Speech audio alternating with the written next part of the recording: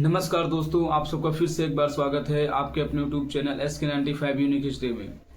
अगर मैं आप सबसे कहूँ कि रातों रात अचानक एक गांव के सारे लोग गायब हो गए तो आप इस चीज़ पर विश्वास नहीं करोगे। ये मुझे भी पता है। जब मैं भी पहली बार इस घटना को सुना तो मुझे भी इस चीज़ पर विश्वास नहीं हो रहा था, लेकिन ये घटना सच में घटी है। एक गांव में रातों रात अचानक सारे लोग गायब हो गए। कहां चले गए आज तक उन लोगों का पता भी नहीं चला। ये घटना आज से लगभग 300 साल पहले घटी थी। सरकार भी इस चीज को मानती है कि वहां पर कोई नकारात्मक ऊर्जा अभी भी है। अगर उस गांव में कोई रहने के लिए जाने की कोशिश करता है तो वहां पर रह नहीं पाता। उसके साथ अजीब अजीब सी घटनाएं होती हैं।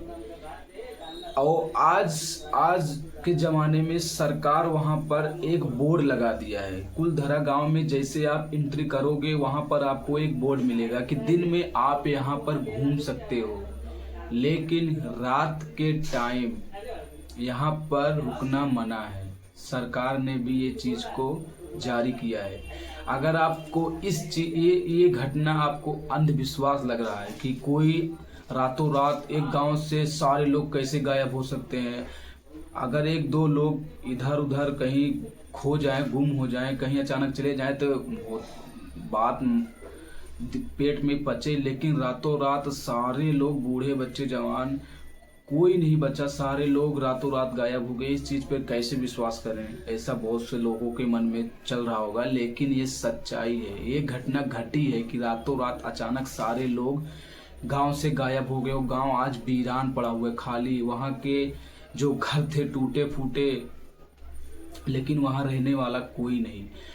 अगर आपको ये चीज़ अंधविश्वास लग रही है तो आप इस चीज़ को जाके गूगल पे सर्च करना। आपको इस घटना की सारी सच्चाई आपको पता चल जाएगी कि ये काल्पनिक घटना है कि वास्तव में घटना घटी है। अभी मैं आपको आगे इस वीडियो में बताऊंगा कि आप गूगल पे जाकर क्या सर्च मारोगे तो ये इस घटना के बारे में आपको पता चल जाएगा। आज चलो मैं आपको बताता हूँ ये घटना कहाँ पर घटी थी, आज से कितना साल पहले, और कैसे ये घटना कैसे हुई। और उस रात क्या हुआ कि वो सारे लोग उस गांव से रातों रात गायब हो गए। ये जो गांव है पड़ता है राजस्थान जैसलमेर में। उस गांव का नाम है कुलधरा। कुलधरा जो गांव है, उस गांव में सारे पालीवान ब्राह्मण लोग रहते थे। वो अपने गांव से बहुत खुश थे। उनकी ज़िंदगी बहुत खुशहाल व्यतीत हो रही थी। वो लोग खेती करके, पूजा पाठ, यही सब करके अपना जीवन व्यतीत करते थे। धीरे धीरे टाइम बीतता गया। एक दिन वहाँ पर दीवान सलीम नाम का एक शासक आता है। जैसे अभी के टाइम पर हमारे गांव में जैसे मुखिया होते हैं, जो गांव के पूरा सीनियर होते हैं, वैसे उस जमाने में राजा लोग शासक होते थे। वो जो गांव के ऊपर राज करते थे। तो जो दीवान सलीम सिंह था उस गांव का शासक था। तो एक दिन अचानक ऐसे वो घूम रहा था गांव में, तो उसको उस गांव के मुखिया की लड़की पर नजर जाती, जिसका नाम होता चंपा। तो उसको देखकर वो मोहित हो जाता उस पे। तो दूसरे दिन वो गांव के सारे लोग को बुलाकर एक प्रस्ताव रखता है। वो बोलता है कि मैं चंपा से शादी करना चाहता हूँ। तो गांव के सारे लोग उसके खिलाफ थे। वो लोग सारे जानते थे कि इंसान कैसा है, बहुत खराब इंसान था, उन लोग को पता था। तो जो मुखिया था, उस लड़की का बाप, वो बेचारा लाचार था।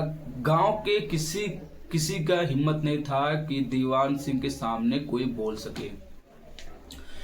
तो सब लोग कुछ बोलते नहीं हैं, तो वो इतना प्रस्ताव रख के चला जाता है। दूसरे दिन फिर वो बोलता है आके फिर से सारे लोग को बुलाकर, अगर जो इस शादी से खिलाफ रहेगा मैं उसके ऊपर लगान लगाऊंगा। जितना अनाज मिलेगा उसके ऊपर मैं लगान लगाऊंगा और इस गांव से मैं उसको निकाल दूंगा। तो ये सारी बातें सुनकर गांव के जितने भी लोग थे सारे डर जाते हैं।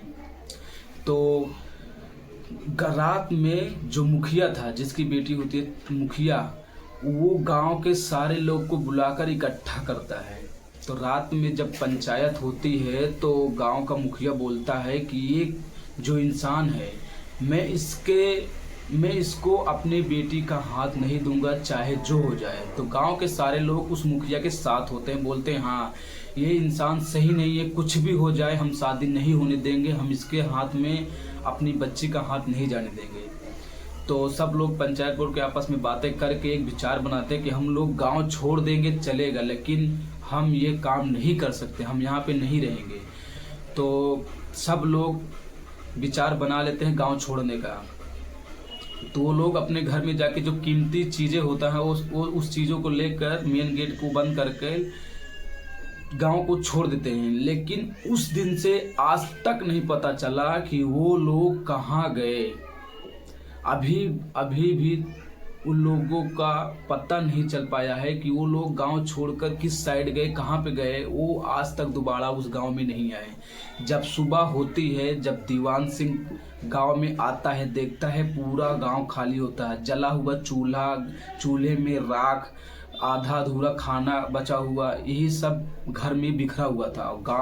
गांव में एक भी इंसान नहीं था, बूढ़ा बच्चा जवान सारे लोग गांव से जा चुके थे।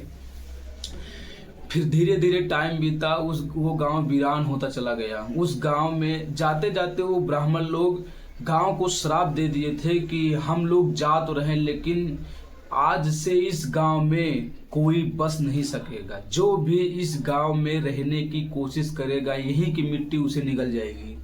कोई ये गांव दोबारा नहीं बस सकता, यहाँ पर कोई नहीं रह सकता।